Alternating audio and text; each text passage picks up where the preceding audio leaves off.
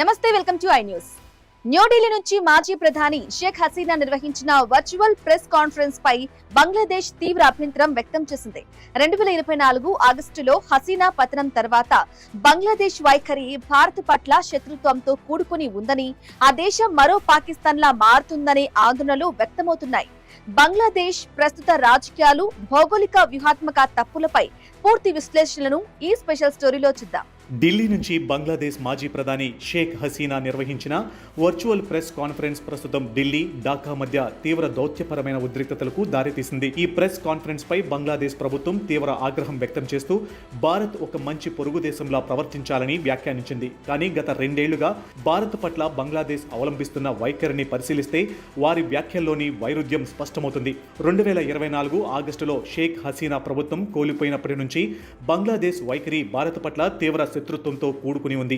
August 5న న్యూఢిల్లీలో జరిగిన ఒక కార్యక్రమంలో షేక్ హసీనా కుమారుడు సజీబ్ వాజెద్ జోయ్ వ్యాఖ్యానించినట్లుగా హసీనా అనంతర బంగ్లాదేశ్ భారత్ వ్యూహాత్మక కోణంలో క్రమంగా మరో పాకిస్తాన్లా మారిపోతుందనే సంకేతాలు స్పష్టంగా కనిపిస్తున్నాయి. బంగ్లాదేశ్లోని ప్రస్తుత పాలకులు భారత్ను తమ ప్రధాన బాహ్య శత్రువుగా చిత్రీకరించే ప్రయత్నం చేస్తున్నారు. భారత్తో నేరుగా ఘర్షణ పడడం అసాధ్యం కాబట్టి ఆ శత్రుత్వాన్ని ప్రాక్సీలు, సులభమైన లక్ష్యాల ద్వారా వ్యక్తపరుస్తున్నారు. ఇందులో భాగంగానే బంగ్లాదేశ్లోని హిందూ మైనారిటీలు తీవ్రమైన దాడులకు గురవుతున్నారు. వారి ఇళ్లు, ఆలయాలపై వరుస దాడులు జరుగుతున్నాయి. గాయ్ బందాలోని ఒక కాళీమాత ఆలయంలో దాదాపు 80% నిర్మాణం పూర్తయిన 81 అడుగుల శ్రీరాముడి విగ్రహ నిర్మాణాన్ని తీవ్రవాద ఇస్లామిక్ గ్రూపుల బెదిరింపుల కారణంగా నిలిపివేయడం అక్కడి దారుణమైన పరిస్థితికి అద్దం పడుతుంది. ఈ హింస కేవలం మైనారిటీలకే పరిమితం కాలేదు. భారత్కు లేదా అవామీ లీగ్కు దగ్గరగా ఉన్నారనే ముద్రపడిన ముస్లింలను కూడా టార్గెట్ చేస్తున్నారు. షేక్ హసీనా వర్చువల్ ప్రెస్ కాన్ఫరెన్స్లో పాల్గొన్నారనే నెపంతో బంగ్లాదేశ్ క్రికెట్ జట్టు మాజీ కెప్టెన్ షకీబ్ అల్ హాసన్ నివాసంపై దాడి చేసి నిప్పు పట్టిన ఉదంతమే దీనికి ప్రత్యక్ష నిదర్శనం. ప్రస్తుతం బీఎన్పీ నేతృత్వంలోని ప్రభుత్వం కొంతవరకు పరిస్థితిని అదుపులోకి తెచ్చే ప్రయత్నం చేసినప్పటికీ బంగ్లాదేశ్ ఇంకా సాధారణ స్థితికి చేరుకోలేదు.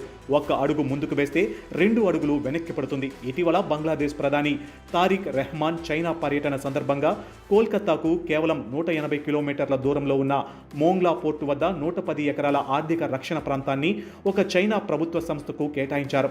గతంలో ద్వైపాక్షిక అవగాహన ప్రకారం ఈ ప్రాజెక్టును ఒక భారతీయ కంపెనీకి కేటాయించాల్సి ఉంది. అంతేకాకుండా తీస్తా నది సమగ్ర నిర్వహణ, పునరుద్ధరణ ప్రాజెక్టు సాంకేతిక అధ్యయనాన్ని వేగవంతం చేయడానికి చైనాకు అనుమతి ఇచ్చారు. దీనిపై భారత్కు దశాబ్దాలుగా ఉన్న భద్రతా ఆందోళనలను ఢాకా పూర్తిగా పక్కన పెట్టింది. షేక్ హసీనా ప్రెస్ కాన్ఫరెన్స్తో తమకు ఎలాంటి సంబంధం లేదని, అది ఒక ప్రైవేట్ మీడియా సంస్థ ఏర్పాటు చేసిన కార్యక్రమమని భారత్ స్పష్టంగా ప్రకటించింది. అయితే దౌత్యం అనేది పరస్పరం గౌరవం, సున్నితత్వంపై ఆధారపడి ఉంటుందని బంగ్లాదేశ్ గ్రహించాలి. బంగ్లాదేశ్లో చైనా, పాకిస్తాన్ విస్తరిస్తున్న ప్రభావం, భారత్ వ్యతిరేక ఇస్లామిక్ గ్రూపుల ఆధిపత్యం, భారతీయ వస్తువుల బహిష్కరణ ప్రచారాలు భారత్కు తీవ్రమైన రెడ్ లైన్స్. విద్యార్థుల తిరుగుబాటు జరిగి 2 ఏళ్లు పూర్తయిన ఈ సమయంలో బంగ్లాదేశ్ తన లాభ నష్టాలను బ్యారేజు వేసుకోవాల్సిన అవసరం ఉంది. ఈ కాలంలో శాంతి భద్రతలు క్షీణించాయి, ఇస్లామిక్ శక్తులు బలంగా మారాయి, రాజకీయ ప్రయోజనాల కోసం దేశ పాలనను పక్కన పెట్టారు.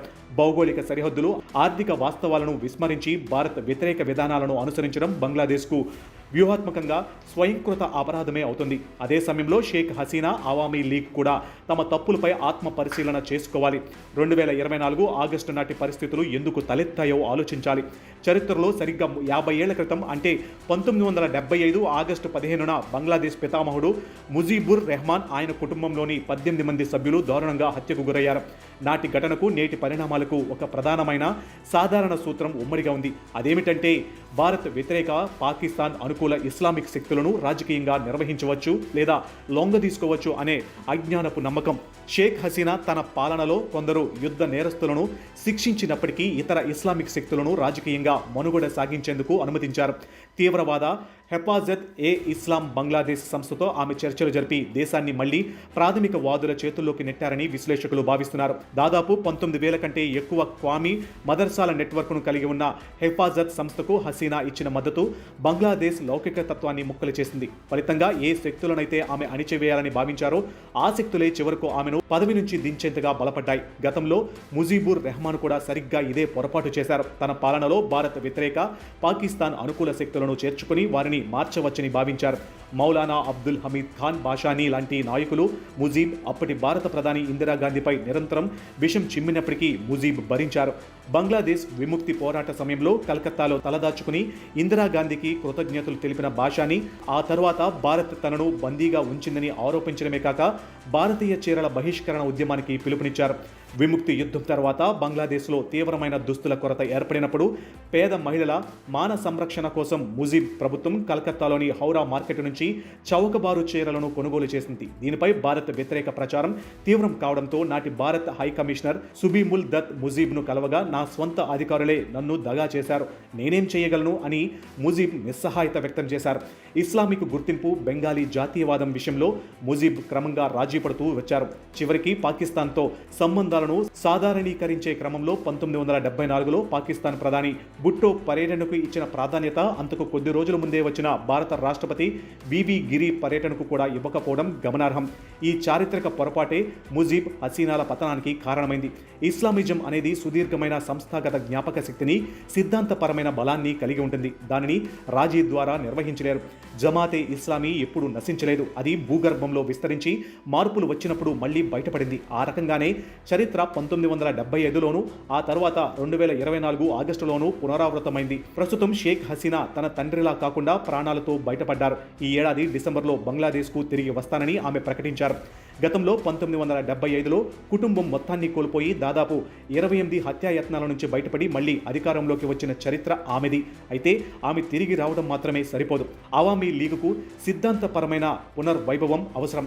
తీవ్రవాద శక్తులతో రాజీ పడడం ఎప్పుడూ నష్టదాయకమేనని గ్రహించాలి. ఈ పాఠం ప్రస్తుతం బంగ్లాదేశ్ రాజకీయ నాయకత్వానికి కూడా వర్తిస్తుంది. భారత వ్యతిరేక ఎజెండా కోసం ఇస్లామిక్ శక్తులను ఉపయోగించుకోవడం అత్యంత ప్రమాదకరం. ఆ శక్తులు చివరికి తమను ప్రోత్సహించిన వారినే మింగేస్తాయి. బంగ్లాదేశ్ సుదీర్ఘకాలం స్థిరత్వం అనేది ఓదారవాద ప్రజాస్వామ్య బహుళత్వ సమాజంపైనే ఆధారపడి ఉంటుంది. అలాగే భౌగోళిక వాస్తవాల దృష్ట్యా భారత్తో సంబంధాలను పునరుద్ధరించుకోవడం బంగ్లాదేశ్ భవిష్యత్తుకు అత్యంత అవసరం.